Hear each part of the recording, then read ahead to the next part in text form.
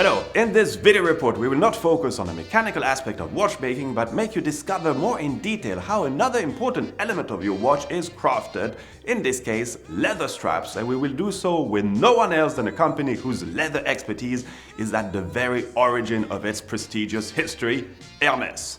So, they've just celebrated the 25th anniversary of the Cape Cod, and to add a bit of funkiness, they came with some pretty cool colors on some extra long bracelets, enabling you to have like double tour versions around your wrist. The Cape Cod collection has a very distinctive design, clearly reminding us of the horse saddling roots of the brand, and though most models have nothing too special in terms of watchmaking stamina, most of them are quartz movements, they are nevertheless a nice accessory for ladies mainly, though some mechanical versions exist too, even a tourbillon version. But let's get back on the craft on making strap, and for this we went to La Montre Hermès headquarters here in Switzerland on the periphery of Biel, the only workshop outside of France where they craft leather.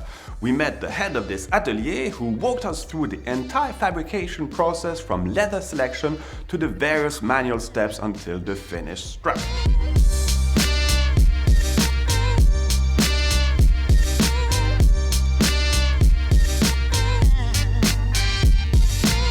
Sur une peau d'alligator, nous au niveau du bracelet montre, on n'utilise pas la tête, puisque les écailles sont irrégulières, trop petites, le produit fini n'est pas joli. On n'utilise pas là ce qu'on appelle les flancs, parce qu'en fait c'est des petites écailles rondes, et c'est vrai que sur un bracelet, petite écaille ronde, c'est pas très esthétique. Là l'écaille est trop cassante, trop épaisse, donc on n'utilise pas le bas de la queue. Ça veut dire que sur une peau d'alligator, vous avez tout de suite compris, on utilise le ventre. Donc on fait à peu près, si la peau est belle, qu'elle n'a pas de défaut, que l'animal a été bien élevé, qu'il a bien mangé, qu'il a été bien tanné, qu'il a une belle vie, on peut faire à peu près 4 bracelets. Après, au niveau de l'alligator, nous on travaille 2 finitions, tout comme Hermès Cellier. La finition, donc l'alligator mat, qu'on voit ici, et puis le fameux alligator lisse, où vous voyez ici beaucoup plus de couleurs. Maintenant, là, on est sur ce qu'on appelle le Swift. Alors, à la base, c'est du veau. Et suivant le travail de tannerie, on va avoir des aspects de finition différents. After having discovered the 2 types of leather used, alligator and the different types of veal, the actual production starts with the cutting stage. Alors, on a deux outils différents. Donc, on travaille toujours sur cette machine qui s'appelle une presse, tout simplement, de coupe. Et on vient mettre des emporte-pièces pour couper nos cuirs. Quand on prend la montre, cette partie-là, au niveau de l'alligator, on doit avoir les écailles de la même taille, avec le même dessin que cette partie-là. D'accord ? C'est-à-dire que quand la personne qui coupe va placer essentiellement son boucletot, il ne faudra pas qu'elle mette la partie boucle du boucletot à l'inverse du haut du sanglon. Après, quand on passe sur une coupe veau, c'est toujours de la pré-coupe, mais par contre en plaque. C'est-à-dire qu'elle va couper une plaque de cette dimension.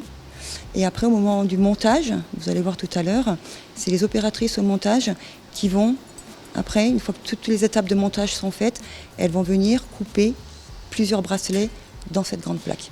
Ça, on peut se permettre de le faire sur du Barenia, sur du Swift, pas sur de l'alligator. Leather is now cut, but before being assembled, it still needs to go through a sleeking process to refine it and make it more comfortable and easier to work with for the ultimate stage. Là, on voit bien, on est dans des épaisseurs trop conséquentes pour faire un bracelet montre, d'accord ? Donc, on les passe à la refendeuse, histoire, de les affiner. Donc, c'est une machine, en fait, qui va dédoubler notre matière. On enlève la chair, bien évidemment, on garde toujours la fleur, puisque déjà c'est le Barenia, mais voilà, pour savoir aussi qu'on garde toujours la fleur. Pourquoi ? Parce que de toute façon, la solidité de la matière, c'est la fleur.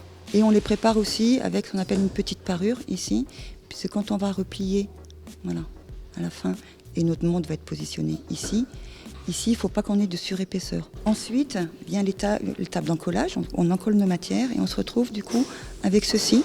Donc cette fameuse partie blanche, c'est ce que je vous appelais tout à l'heure le vélodon. Voilà, le fameux vélodon qui va être pris en sandwich entre nos 2 cuirs et qui va empêcher, vous pouvez essayer de le déchirer, de le déformer. Ensuite, 3e étape, on a collé nos retours. On a refait à nouveau une parure, une fois notre cuir retourné. Et là, si on touche, on est à 0, on sent pas de surépaisseur. la prochaine étape, ça sera de venir mettre notre doublure qui est aussi parée, qui va venir comme ça. Voilà, l'étape terminée du sanglon, doublure posée, parure à 0, du boucletot avec les 2 retours, puisqu'encore une fois, on a d'un côté la boucle, de l'autre côté la montre. Après, qu'une fois qu'on a ça, on est à épaisseur. Par contre, on n'est pas encore en coupe, on n'a pas la forme. Donc la dernière étape, c'est ce qu'on appelle la coupe juste, qui se fait en fait sur une machine, une petite presse, comme vous avez vu pour la pré-coupe. Mais là, on change d'outil et on prend vraiment l'outil qui ressemble au sanglon ou au boucletot. Et là, voilà, vous avez compris, on a déjà un sanglon bracelet montre. So now everything is ready for the final assembly, and this is also a very manual process with distinct know-how.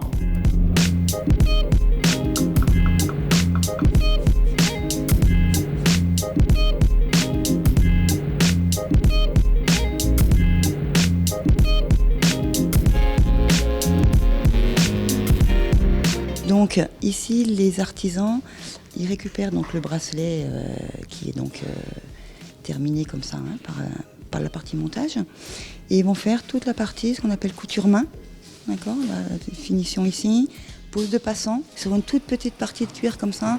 On va pas attacher une importance vraiment particulière et toute minutieuse pour faire ces passants cousus main. Finalement, que le client au porté va même pas voir l'intérêt qu'on y attache. Donc après, tout ce qui est asticage aussi, donc ce qu'on appelle asticage, c'est le travail, donc pose de teinture, et vous allez voir tout le travail aussi de tranche. C'est pas uniquement une pose de teinte, il y a tout un travail d'écrasement de tranche avant. Mais disons que pour faire ici un bracelet au niveau de la table, juste cette partie-là, pour faire un bracelet classique, dire standard, il faut compter à peu près 1 heure, 1 heure et quart de travail.